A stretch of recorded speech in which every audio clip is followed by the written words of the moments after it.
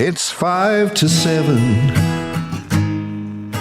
He looked to the heavens when he heard the engines hum. A sky full of planes and each one with a bomb. And they're gonna wanna drop them on someone. It's 5 to 7. Well, good morning and welcome to you. Another episode of Islands at War. Keith Bengelli here, and I'm joined, of course, by Nick. Hiya, Keith. How you doing? Not so bad, not so bad. Okay, Nick, May 1942. Got a lot to get through. And before we start, I'd just like to say that Nick has got some absolutely wonderful images, which we think we'll be able to tweet out to you in the course of the programme, or before the programme airs, of course. Okay, May 1942. We go to Herbie Winterflood, one of our correspondents from the past, and the subject that people are always fascinated about, and of course people were worried about at the time, food. Where's it going to come from? So Herbie writes, potato growers were ordered to search their crops for sign of the dreaded Colorado beetle. They were told to destroy eggs, larvae, and beetles if found. And this is something that continues to this day, the dreaded Colorado beetle. More so in Jersey, I think. Yeah. And Guernsey growers would have been used to all this stuff anyway. Yeah. You know, but do you see these adverts at various points throughout the occupation? And you know, as Herbie notes, the Labour Office will advertise for men, 46 men in this case, very specific number. That yeah, very, very specific. It was almost as if there was a sort of man per virgee. It must be something like that. To carry out spraying of the potato crop. Now, they're lucky that they were able to get anything to spray the crop with, given the difficulty in getting supplies. So, but I guess they had to get it, because otherwise, if your potato crop was destroyed, you're really stuffed. Yeah, I think if you spray these things with soapy water or something like that, well, where do you get the soap from? I think, but just actually going amongst the crop, they may have actually found the beetles. And yeah. Okay, and women readers of the Guernsey Press. This is an interesting one for any of the ladies listening. Women readers of the Guernsey Press complain that while men receive a double ration of tobacco at Whitsun, they, the women, will receive no luxuries. One lady suggested a double ration of chocolate. Another lady wrote, "I think we have the hardest job of all, and yet we were just put aside and forgotten. Why?" I'm inclined to agree with the last line there. That I've seen this mentioned in various sources as well, and it's a recurring theme throughout the occupation. And I just think it's very harsh. They've got a really, really difficult job, because they're trying to A, get food, B, put food on the table that, you know, and eke out the rations, you know, go and stand in the queues like the photo that I was showing you just before, which we'll put on the show notes, and also put it on our social media as well. You know, there's a great big long line of ladies there in the pollet, which it stretches as far as the eye can see, which is all the way down past W.H. Smith, all the way to, I'm trying to think what that shop is now, almost the Jewellers. Well, yeah, or Colin's Sweet Shop. Yes, yeah, indeed. And it's a brilliant image. It's for Guernsey people. It's looking up the pollet towards the high street at the point just before where the pollet narrows. I think there's by the Lexicon, I think, Nick. And the queue starts in a shop where Christie's restaurant would be, somewhere along there. No, I think this is actually. I'm in two minds as to whether that is the case, or whether it's the other way around. It's the other way around. Yeah. And in fact, we're pointing at photographs that listeners can't see. That's not helpful. But But there was a pub in there. We'll talk about that later. Yeah, so it is coming up past that. It's looking towards the Lexicon and W.H. Smith, and coming up to. There's a couple of shops after next. I know this is not very helpful if you're listening in, you know, Australia or US. Just past Lloyd's Bank, but just looking down. Just bear with us. Hopefully we'll put this image out. You know, they're 3 or 4 wide in the queue, and it just goes for as far as you can see. And God knows how long you would have had to stand there. And you've got the other problem that you might get just to the front of a queue, and they go, "No, ain't got any of that." Yeah. And sometimes not even knowing what you're queuing for. Well, yeah, quite often not knowing, because, you know, the meat ration was quite often described as the meat ration, because they didn't necessarily know what they were going to have to be able to distribute. So yeah, that was quite a concerning one. So so these poor ladies, whilst the gents get an extra ration of tobacco, they get nothing. Yeah, and even really if harsh. they didn't smoke, they could have used it for barter or absolutely. It would have had value too. Cigarettes had great value. You could exchange cigarettes. In fact, we'll talk about that later on. Okay, right. Now, quite a subject coming up. This is an escape attempt. The Reverend Ord in Guernsey alludes to this, but it's a Jersey-based story, Nick, isn't it? It's quite... You're going to lead us through this. Yeah, Ord talks about this in his diary briefly, just because news of this was actually made public in Guernsey. It featured in the Guernsey press because the Germans wanted to dissuade people from trying to escape. Now, they don't often write about escapes in the Guernsey press because I think they were probably working on the basis that if they put things about escapes in the Guernsey press, then, more people may try and escape. So you tend to see things that like orders that come about because of escapes. But in this case, they did publish, both in Jersey and here, a warning notice because of the events in this escape. So I'm going to talk about these escapees. There were 3 of them. They were teenage friends. They were Dennis Audrin. Apologies if I've mangled that Jersey surname. And Maurice Gould and Peter Hassel. I'm going to focus here on Peter and Dennis and Maurice. Sorry. So Peter's an interesting character. He was born in Jersey in November 1926, and his mother was actually a Guernsey woman. But there's a bit of a twist here. So his mother had married an Italian, and they split up.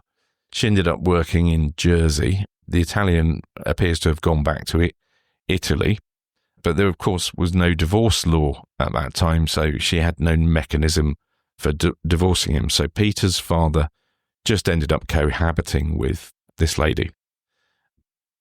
And Peter really wanted to escape, partly because he became ashamed of what was going on.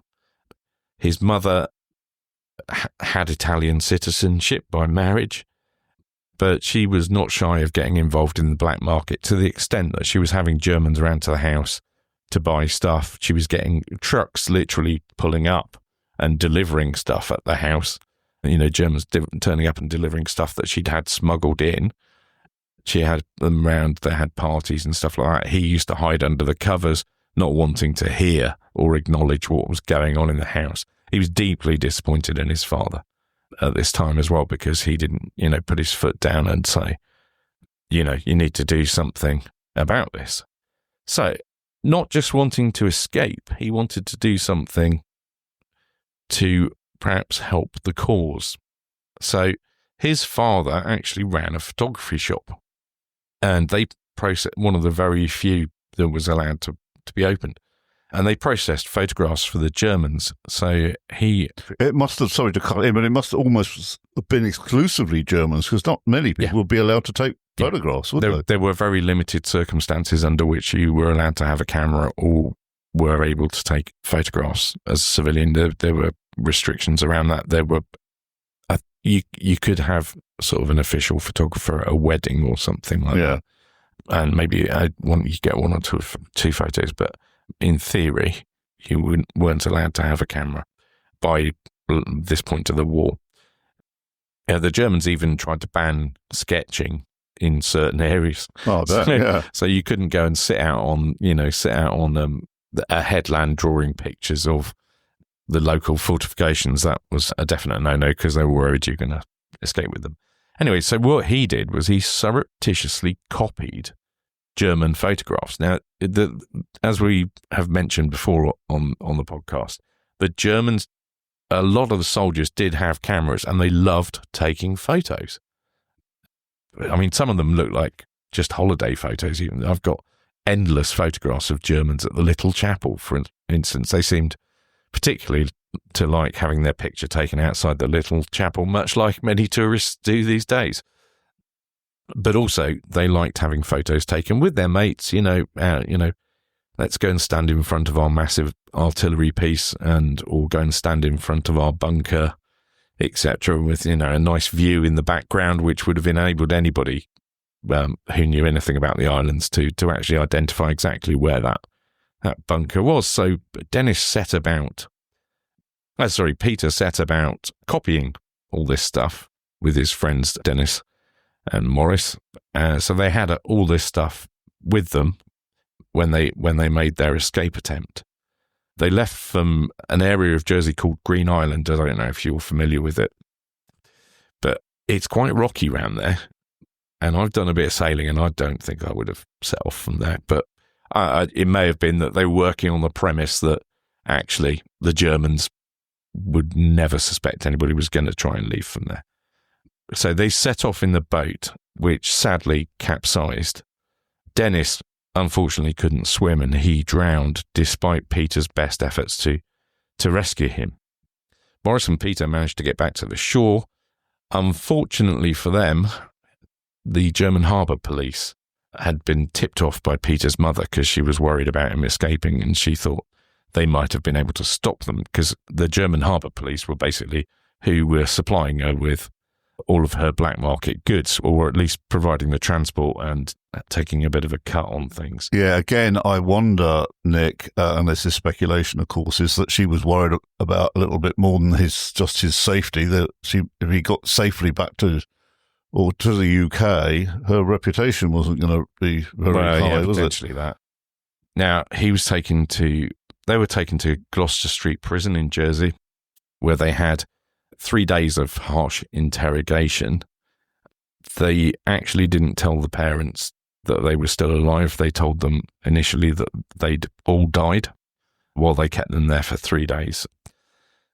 And this is a slightly unusual situation. And certainly it's the first mention that I've seen of Nacht und Nebel, which is night and fog, which is a decree which meant that the Germans were basically, if they caught, resistance fighters or, Allied forces behind enemy lines, whatever, or people who were spies, basically the idea was they made them disappear. Nobody knew where they went. They'd question them, and then they'd either be shot or sent off to a camp. And this, of course, continues to this day in some regimes, this notion of people being disappeared. Yeah, absolutely. I mean, you just look at Argentina in the 70s, for example. Yes. And so they were basically taken away there. Now, their parents did actually get to see them before they were taken away, but on the 20th of May, they were taken to prison on the outskirts of Paris, where they were interrogated and tortured. By the Gestapo? By the Gestapo. This is how serious they took it. Now, yes, there were other failed attempts, and this did not happen to the people. It must have just purely been because they got caught with all of this photographic material that they were obviously trying to get out of the island, so that instead of just treating them as somebody who was trying to escape, there's a military aspect to this. They were treating them as though they were spies, and they were tortured at Gestapo headquarters in Paris, and then deported to Germany. And on 12th of June 1942, with 50 other French Nacht und Nebel prisoners, they were sent to a German prison in Trier, where they were held overnight, and they just didn't know what was going to happen to them. They ended up in a special camp, SS Sonderlager, Hinzert, where they were there for the next 6 weeks. Morris got singled out for bad treatment for whatever reason. More so than Peter. Peter was the one that obtained the photographs, but Morris is the one that was singled out for harsh treatment. Yeah. I mean, they were all involved in the photographic thing anyway. They then, Morris, you never know with these things, somebody took a dislike to him or whatever. He got singled out for particularly bad treatment, which made him very, very weak. Now, unfortunately, they got moved around again. They got anyone under 20 was taken from the camp that they were in and then taken to effectively a maximum security prison at Wittlich. I'm not sure. No, I really must learn some German pronunciation. But the beatings that Morris had received and the starvation diet and dank conditions in the factory where they were forced to work had weakened Morris, and sadly he died of tuberculosis in October 1943. Peter actually got a slightly better treatment than Morris for whatever reason, apparently with the complicity of the German doctor and prison director, until the Gestapo got their hands on him again, and he was transported to Breslau in March 1944. He faced 5 charges in June 1944. So for some reason, they decided to bring him before a special tribunal in June 1944. This is like 2 years after the escape, and he faced 5 charges, the most serious being espionage. They produced his photograph album of the German war material, and he was found guilty and given a 4-year prison term.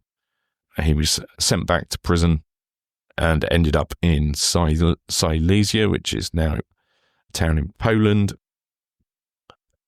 And he got sent to go and work for the firm Siemens. As we've talked about before, a lot of German firms that are still around today might have slightly different names, or some still have the same names, were using prisoners. Eventually, he was liberated. Now, Peter had made a promise to himself that he was going to find what had happened to Morris Gould's body, and he was clearly very dedicated to this, because in January 1997, aged 71, he kept his vow to Morris and was able to repatriate his body to Jersey. And he is buried in the Allied War Cemetery at Howard Davis Park in a special ceremony. And it was in that year that Peter finished his memoirs.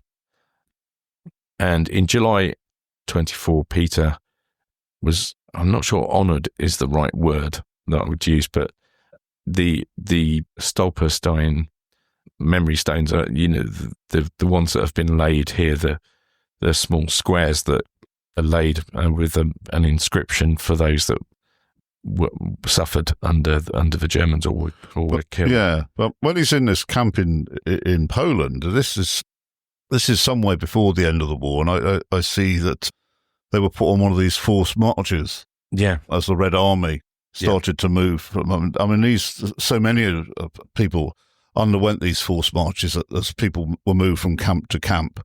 Can you tell us a little bit more about this here? Because it was pretty horrific, this death march. By that time, he was under 6 stone, which is 80 pounds. He was in a very, very poor way. And they had to march 30 miles, slept in open fields in the winter snow. And really, there were a lot of them were dying of TB as well. There was nothing that they could do. But remarkably, on the 9th of May 1945, they were just given back their own clothes and set free, which is just a bit mad, really.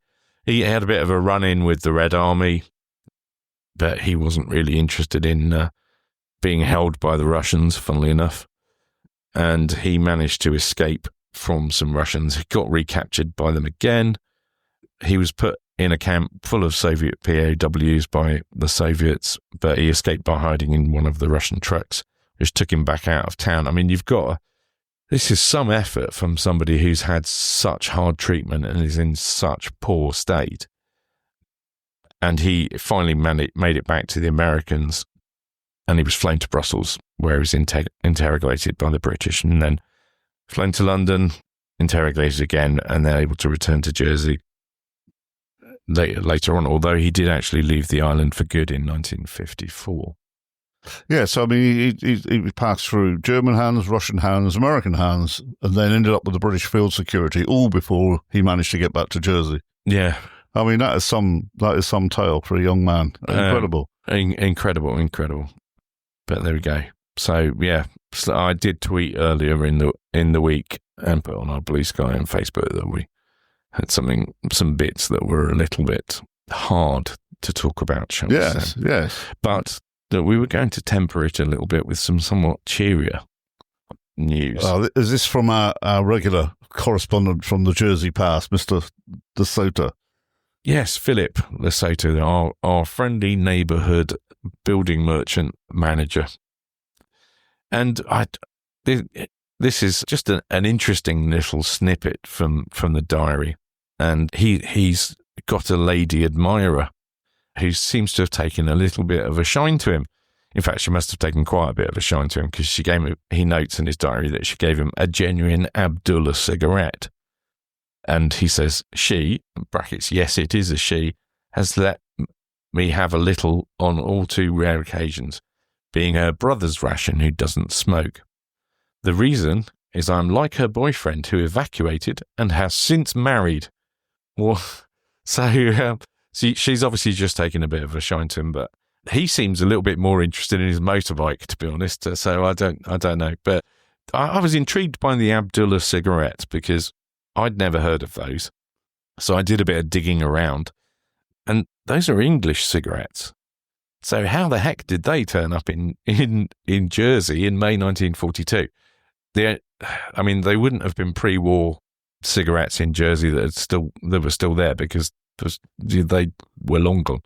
So I can only think that perhaps they were captured somewhere else by the Germans, and that somehow they got into the market somewhere along the line. But they were made by Abdullah and Co.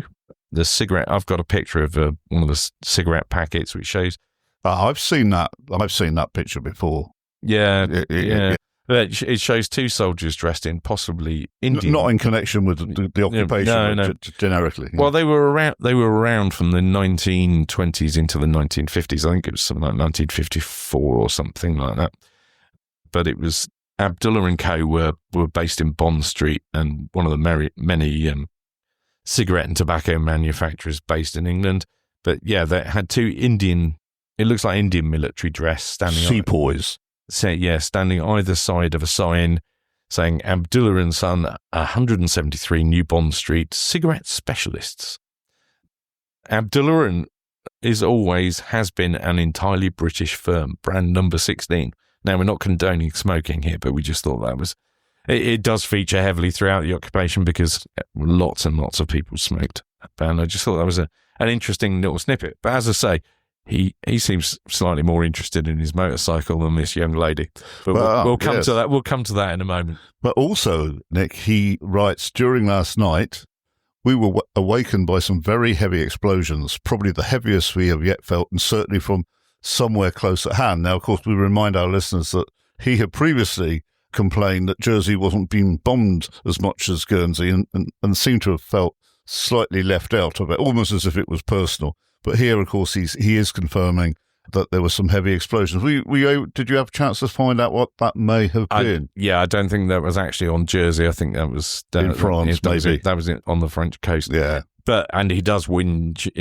Whinge is not the right word. He does have a little bit of a moan in his diary later on in May 1942 about the fact that there were four German destroyers, as he describes them, that had been anchored in the bay for the entire day, and where would the RAF wouldn't come bomb them.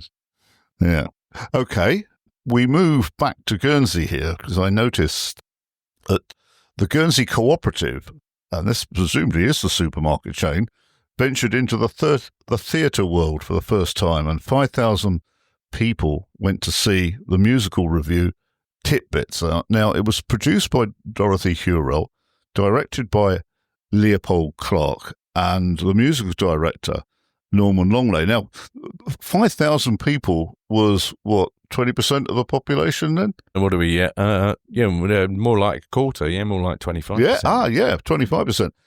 And it just goes to show that amateur dramatics became hugely important in people's lives, where they were able to escape being in the moment and escape into this sort of imaginary world. Now, the reason why I've named these people is Nick and I would like to sort of reach out, there's a common parlance, to any of our listeners, certainly in the Channel Islands, that may have a connection to anybody who was involved in occupation theatre production, because I think there's enough there for, especially if we can get enough material. You've got some programs, I think you said. I bought some programs a few years ago from some of the occupation shows, which they came up in an auction in the UK.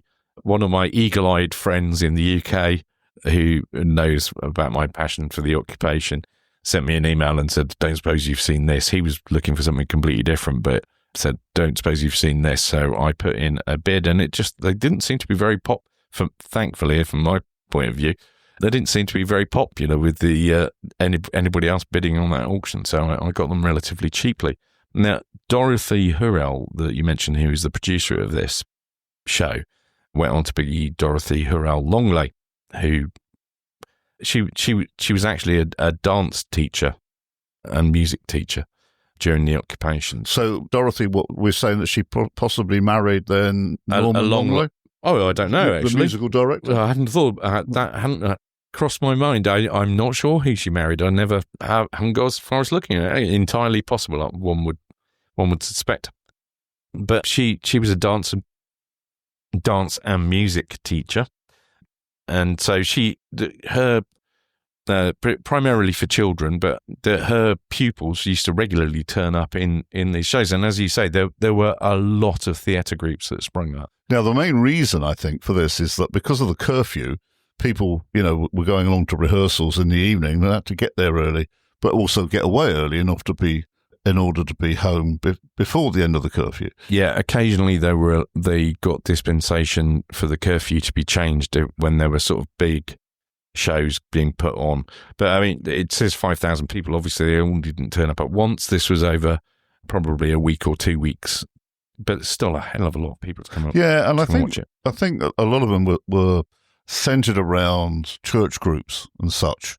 So, where there was a congregation of people generally, church and sports clubs, but it's a subject that I'm particularly interested. So there's an appeal there for anyone in the Channel Islands that's got any information or connection to people that were engaged in amateur dramatics during the occupation to get in touch, and they can get in touch with me and Nick at occupied@gnetradio.com. They used to sneak stuff in as well too, as a bit of so they did. Bit of a Mickey take at the Germans. Some oblique humour. Yeah, that they just didn't understand. And there were cases where, in fact, I think it was Norman Longley, were called in by the Germans after perhaps the show had been on for a week or so, because somehow they'd worked out, or maybe they're taking the mickey out of it, but I don't think anything ever came of it.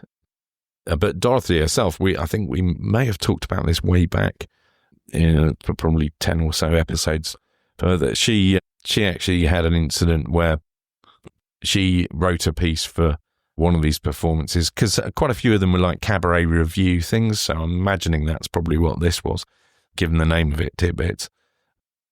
She actually dressed up in red, white, made a costume, red, white and blue, and did a dance routine with some singing, I believe, as well. I don't know if it was her singing or perhaps some of her pupils. And for days afterwards, she didn't twig why people kept saying to her, that was very brave of you. Well, that's very brave. And she's like, what are they on about? And then she twigged. Hang on a minute, I was wearing red, white and blue. Yeah, well, there was a lot of these, as you say, there was a lot of what would you call it? Subliminal messages. Subliminal messaging, yeah, which of course the audience got. So, as I say, anybody that's got any information on the theatre world during occupation, we'd love to hear it. Okay, well, we're going to have a look now at another almost bizarre, well, certainly bizarre NACFUS order. Just remind the listeners who NACFUS was. NACFUS was Commandant. In Guernsey. Yep. And he would issue these orders which certainly don't make sense, or doesn't seem to make, or don't make sense to us today. In Jersey, I think we covered this last month, there were a couple of brothers were fined £4,000 in today's money for not cultivating, or for failing to cultivate their land. But this one, Nick, this is one that got me. In another order, he informed islanders that they could not camp out on the open air or in tents at night. I mean, why did he think that people would go camping in Guernsey and spend the night in a tent? I mean, the most bizarre thing. Well, you wouldn't be allowed to do it anyway. No, because of the curfew. Yeah. Actually, thinking about it, he was based in Jersey anyway. He was their Feldkommandant. So in the whole scheme of things, I think we've talked about this before. You've got the Feldkommandant, which is basically like the civilian affairs department of the military government, effectively. NACFUS was around between late 41 and early 44, based in Jersey, but did come to Guernsey as well. But yeah, just to clarify on that point. But there were two Jersey farmers that were, going back to him and some of his orders. There were two Jersey farmers that made it plain that NACFUS said that you'll be prosecuted for failing to cultivate your land. Two Jersey brothers, P and B Wakeham, got fined 1,000 marks, which is 4,000 quid. Yeah. Which we talked about that in the April 42 episode, actually. I mean, just why would you not cultivate that? Unless you were thinking it was all going to be, unless, you knew it was going to go straight to the Germans, in which case you might not do it. But this whole tense thing is just, it's just something that's come out of, as the Northern France Command used to issue lots and lots and lots of orders, which then got reprinted here. Might have come out of that, don't know. But even in France, I don't think you would have been sleeping out in a tent. No, unless, of course, you were in an area that's being bombed and people were leaving the metropolitan area to try and escape the bombing. That's probably more like... Yeah, and of course, this is just cut and pasted and applied in the Channel Islands. So it may have made some sense in France, but no sense at all in the island. Yeah. The other thing I noticed, Nick, the scouting, this could have had some sort of connection to the Scouts, the scouting movement. The Scout movement was banned, although in Jersey they continued in secret. I mean, how can you be a scout in secret? There's ways and means. So, as we've mentioned before, the Germans didn't like anybody else who had a uniform. No. It doesn't matter even if it was Boy Scouts or whatever, or the Salvation Army, etc. Absolutely everybody got banned from wearing a uniform, apart from the police, basically. And you could have an ARP armband if you were involved in the ARP or something like that. Now, scouting did continue underground, shall we say, which to a certain extent they had homemade uniforms. It was more prolific in Jersey. I'm not really sure to the extent it happened here. Jersey obviously being that bit bigger and having a lot more wooded areas and whatever, they used to get together in some of these wooded areas and carry out scouting activities. I just think it's brilliant. I mean, I've never seen anybody, I've not seen anything that said anybody actually got caught doing that. Caught being a scout. Are you charged with being a scout? Yeah, well, if anybody knows the difference, then get in touch with us. Closer to home, Forest Church. Now, Forest Church in Guernsey, my father was christened there. Forest Church had been closed due to its proximity to the airport. Still has a proximity to the airport.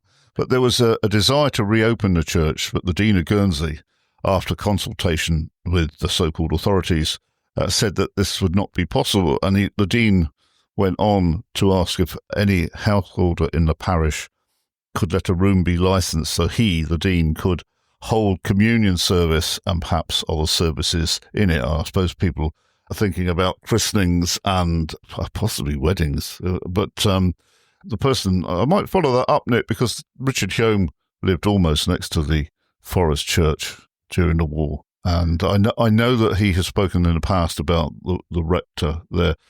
But yeah, so... maybe that's one we can follow up with him later if we see him, because we might well see him this afternoon. Yeah, we are. Although by the time this goes out... We'll have been in the past tense. We're recording this on Saturday morning. So. Yeah, and the reason we'll see Richard is because Nick is doing a talk this afternoon about escapes, all of which, of course, will feature in his book, which we'll catch up on a little bit later. For some context for those, particularly for those listeners not in Guernsey or not familiar with Guernsey, so the reason they said it was too close to the airport is it is literally a stone's throw from the airport. In fact, the terminal building was even closer than it is now because they've redeveloped the airport since. But there were a lot of Luftwaffe based there as well at the Happy Landings Hotel. and also at the Manor Hotel around there as well, so that they probably just were not keen on large congregations of people around there in any case. Okay, Ord. We'll go to Reverend Ord now. I suppose, talking about escape attempts, seeing as you mentioned the talk this afternoon, Ord neatly tells us what he's heard about the three youths making a bid for freedom in Jersey. And it's amazing. This is the whiskey. Yeah, this is the whiskey element of the tale. Yeah. The stories that happen, that it's like Chinese whispers. And by the time the messages got to Ord, it's apparently they acquired whiskey, which they gave a German guard that they'd befriended, and got them so drunk that they helped put the boat in the water. And the reason the boat sank was because it had dried out. So I don't believe a word of that. And I think that not having our leg pulled as such, but as if German troops, no matter how drunk they were, would actually help someone try and escape. I think we're in a low territory there. But Ord also reports that we have a new military commandant, one General Lieutenant Muller, who resides at the Oberlands. This is an area in St Martin's Parish in Guernsey, and Ord reports that he's having a large bunker built. And I wondered if this is the signals bunker that Nick and I are aware of, but it also the bunker that many decades later, many bands. Yeah. Have you been in this bunker? I've not been in it. Yeah, I have, and it's quite deep and it's quite big, and it's in a sort of little residential clos in the area. So I'll raise this with some people this afternoon. I mean, one of the things probably that's worthy of note is,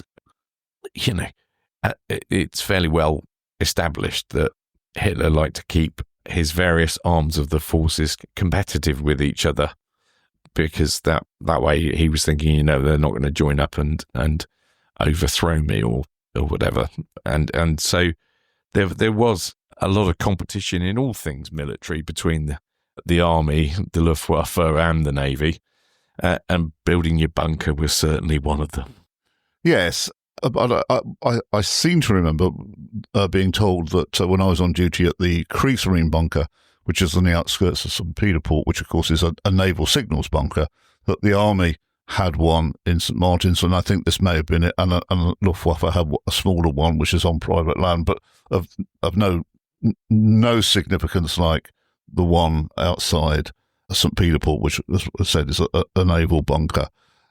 We're just moving on here. All of the diarists that we've looked at, Nick, have reported increase in crops being stolen. This is the onset of hunger now, and it's really making life very difficult, obviously, but also life difficult for people that are trying to protect all the crops and such. Yeah, and I think there were also times where the Germans were a little bit suspicious if someone reported their crops had been stolen, because the Germans might naturally have thought, well, you may report them as being stolen, but you could have equally withdrawn them yourself and fed them into the black market. So they were all of these things were bubbling under.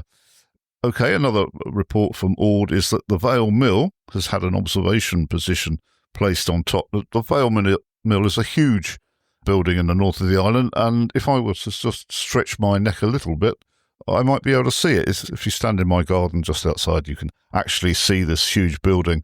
And it's not as big as it was, though. No, it's had a lot of work done on it recently. People live in it now. Well, there were another 2 floors above what exists now, which were added by the Germans, but were taken down in either the late 60s or the 70s, I think it was, because they became unsafe. Yeah, but I tell you what, it's quite a view from up there. Well, I mean, it's just been redeveloped, and I when they were marketing the property, I had a look at some of the photos, and it's just stunning views from up there, which actually makes me wonder how on earth some of the people I'm going to be talking about this afternoon never got spotted. Yeah, well, and the other thing, I was thinking any German on duty there must have felt a bit vulnerable to air attack. I mean, it's quite a vulnerable position, but having said that, it was pretty well defended, I suspect, in terms of fortification, concrete and such. Yeah, they uncovered a bunker there as well when they were redeveloping it as well. Oh, just recently? Yeah. Oh, I didn't know. I hadn't heard about that. I'm going to move towards Louis Guillemette. Yep. His diary entries now come on stream. Louis was, just to remind listeners, it was the liaison, the civil servant liaison between the German field commandantur in Guernsey and the truncated Guernsey government. So he was a sort of go-between between the Germans and local politicians. One of the things that Louis notes is, or rather his wife tells him, that she'd looked up through their window and seen a French woman, of which there were hundreds in our district, had picked up a little girl and kissed her. And Louis reflects on how homesick these people must be.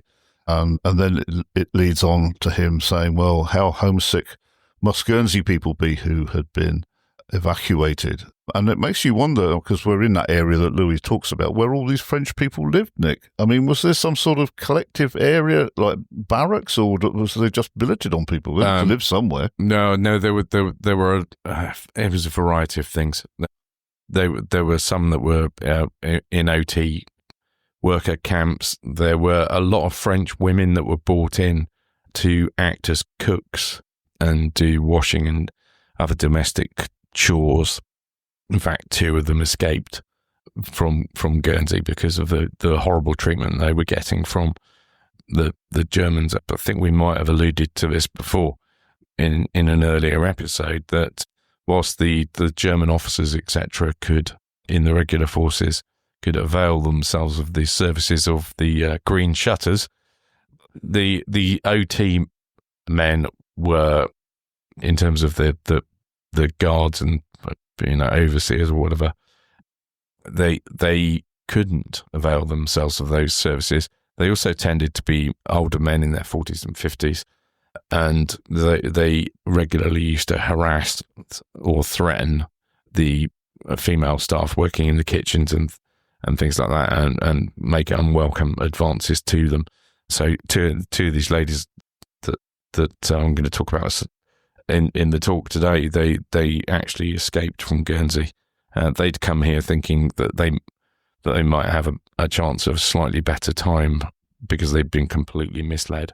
I mean, they originally thought they were going to Normandy and then just got shipped here, but they did actually think that they might be slightly better here, but they didn't realise quite what things were like and what they were letting themselves in for. So yeah, there were a lot of French people. Those 2 ladies lived in a villa there were 10 of them in a villa down at the Fontenelle and Lemoyne. There were quite a few around Lemoyne, the Fontenelle, that sort of area. Yeah, which is only half a mile from where we're sitting at the moment. Yeah, exactly, and not far from where Guillemette lived. It's probably about a mile. Okay, Louis also then reports that local Dr. Simmons had been told by the German authorities that certain drugs would not be ordered from German firms, but to source them from a French firm based in Rennes. The problem, it was admitted, was that the supply of such goods from Germany were in much more serious condition than it is here. In other words, there was a dearth of medical supplies in Germany, and I think, when German troops were coming back to the island, they were quite shocked at the scenes that greeted them when they went on leave, and also the shortages themselves. Yeah. And they were starting to come back to the island and talk about this, and the local population often got to hear about the way that Germany had been knocked about by Germans themselves, irrespective of what the BBC were telling them. These were people literally on the ground that found that their families back in Germany were really facing hardships, and making a distinction between here and there, almost sort of saying, well, you may be here, but things are pretty bad in Germany. And of course, this would have been forbidden to discuss freely. Absolutely. You get in trouble for that.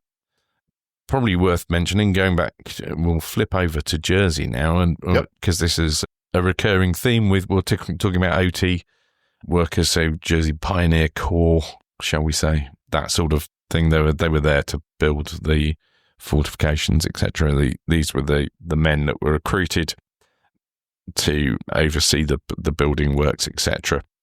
Now, the Germans at this point were very worried that there was going to be an invasion, that the Allies were going to try and take back the Channel Islands. That we talked a little bit about that in last month's episode, that they were worried that this was going to happen for whatever reasons. And to be fair, they were right to be worried because there were plans to do that, but they had actually by this point been abandoned, although they were to be revived again in 1943. And he notes with some interest that the OT workers are being trained in military activities so that they can help out if there is an invasion. And he records in his diary that if they're going to rely on them, they might as well abandon all hope right away. Except for some specialists, the OT recruits are those classified as unfit for military service, which, as far as I can tell, in Germany means nearly unfit for anything, or maybe the idea will be behind the training is to enable them to quell any trouble which might develop amongst the cosmopolitan labour they control. So, yeah. I mean, he also notes that a lot of the people that have been brought into the island are French, and if it all kicks off and there is an invasion, the French will probably be causing a few problems for the Germans. But he records later on in the diary that they had a good laugh having come across a squad of the nasties being trained in goose stepping in a quiet country road. And this makes me laugh because it sort of brings to mind the sort of Ministry of Silly Walks that Monty Python discussed many years later. And he talks about how funny it is to see a group of people doing this. Yeah, and Ord talks about it in his diary as well about them, because at some point during the occupation, I can't remember exactly when, but Ord notes in his diary as well that they set up a little podium outside, pretty much across the road from Ord's house, for some military parade, and they were doing practices and whatever, and him and his wife were having a jolly good laugh looking through the window, seeing how ridiculous. Yeah, I mean, goose stepping, when you see newsreels of these crack German troops marching in such with much precision, it looks impressive. But of course, one remembers, we should take on board that it has to be actually learnt, and people being taught to goose step must have been quite a sight to see. And I think this is what he's talking about. He talks about it was so funny. A crowd was gathering, and even more amusing when they had one man doing it on his own with a very straight back and stiff right arms and stiff legs. So that was the sort of thing that used to amuse them. But he's got some other stuff that I wanted to talk about as well, which is worthy of note, and this is how worried the Germans were about invasion. So, as well as being a manager of a building merchant during the day, he was also part of the ARP. He'd signed up for the ARP, so that's the air raid wardens, effectively. And he'd been involved in that pre-German occupation. The Germans had mixed feelings about the ARP at various points throughout the war, down to taking it over. So it ceased to exist for a while. Then they changed their mind, and it came back. There were all sorts of things going on, but this was one of the reasons why he was allowed to keep his motorbike, and he managed to use it. He talks about using it for his annual picnic when he goes off and has a ride round on his motorbike with a small amount of petrol. But he is allowed to use it at other times on official business. But so this is why the poor young lady doesn't perhaps get quite the attention she was looking for, because he spent a fair bit of time tinkering with his motorbike in order to be able to go for his spin round the island. Now, the NACFUS is wrestling with, what do we do about the ARP? What if there's an invasion? They might turn on us, or assist, start giving directions to any Allied troops that land or stuff. So he issues an order that unless there's a German with them when they're on patrol, they'll be liable to be shot first and asked questions after. Now, he was wondering, how does this work? Am I going to have a German on my pillion? Which is quite an interesting thought, but he records, if so, there'll be at least one genuine Nazi brown shirt, for he will have the most hair-raising time I can promise. Yeah, and it's just, it's Yeah, I mean, there's a note of levity there, but he's got quite a sense of humour, which we picked up.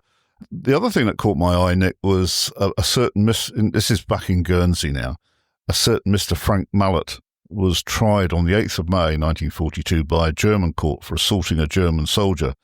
it seems that they were sharing a workshop together, and there was an argument over the use of some equipment in this shared workshop. Now, this was quite a sentence he got here. The sentence was 1 year imprisonment, presumably to be served on the island. It could have been. Yeah. I plugged it into our Bank of England inflation calculator. That is £19,965 in today's money. Yeah, I've no idea. Well, because Ord talks in his diary earlier on in the occupation about there was something where the maximum fine that was threatened was the equivalent of £30,000, and he said no man on the island would have access to that sort of fund because even if you did have that amount of money in your bank account, you were not able to access it anyway because you were limited on how much you could take out of the bank. So who knows? I really don't know. I mean, if he'd had to do the year, he probably would have been sent to France because the overcrowding problems that they had here for one thing, but who knows? I mean, now I'm wondering, I did a long time ago get told a story about a chap who had an argument with a German and hit him with a spade and quite severely injured him. I'm wondering if this is the case. It picked up a spade and walloped him, maybe. I don't know. I don't know the exact details of that one. I might go, I mean, I might have to just go and have a squiz at the Guernsey Press. I don't have it in my collection of Guernsey Presses. I don't have any around that date. I'm missing a couple of days. And indeed, I went and got some photographs that I needed, which I was made aware of earlier in the week, which I was very kindly allowed to copy. So those will make it into the book. I also went to the Island Archives to get some other information to do with something completely different, but also picked up some other bits from there that are to do with the book. So light at the end of the tunnel. On just putting the final touches to the manuscript before getting it off to my publisher, which is not Blue Warmer. I've just mentioned that now because poor old Steve at Blue Warmer keeps getting people asking him when my book's out because everybody seems to assume that if it's a book about the occupation, it'll be a Blue Warmer one. But in this case, it isn't, not for any particular reason, just that I got asked by somebody else to do this before I'd even really pitched the idea about writing a book in the first place. Yeah, it's going well. I'm giving a talk about Romans next week for my accreditation test. So, yeah, and I may well pop up on some other ones as well where I assist other people. I've done it a few times.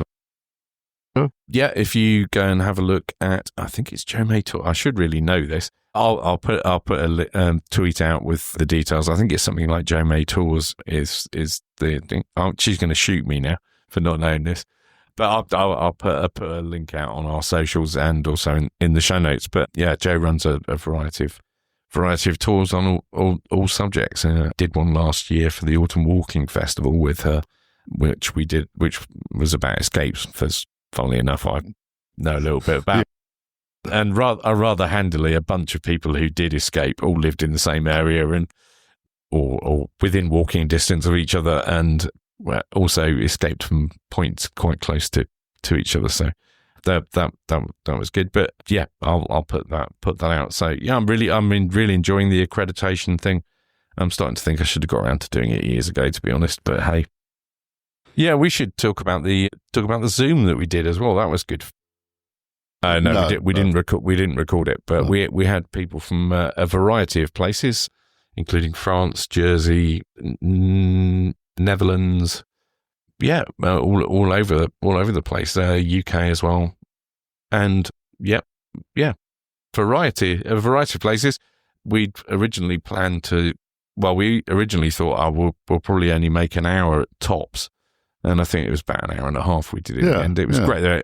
It was a free for all. Ask us any questions, which I know you were thinking maybe they'd have emailed questions in first, but no. It covered a variety of topics, and it seems to have gone down very well. I've had a couple of emails that have subsequent, and even one of our one of our listeners we might well be featuring on the podcast too far in the future. We're penning in a date in the diary to have a chat about what we can do, because he's got some really interesting stuff about Jersey and Alderney. Excellent. And you probably listen to our podcast on one of the podcast platforms. It does go out on local radio. This is www.gnetradio.com. Gnet Radio is funded and sponsored by Guernsey Arts. And you'll find that there's a number of music programs there that you may enjoy. I produce a show and host a show called Third Stone from the Sun, and also co-host a show called Two Fish and an Elephant. Don't even ask about that.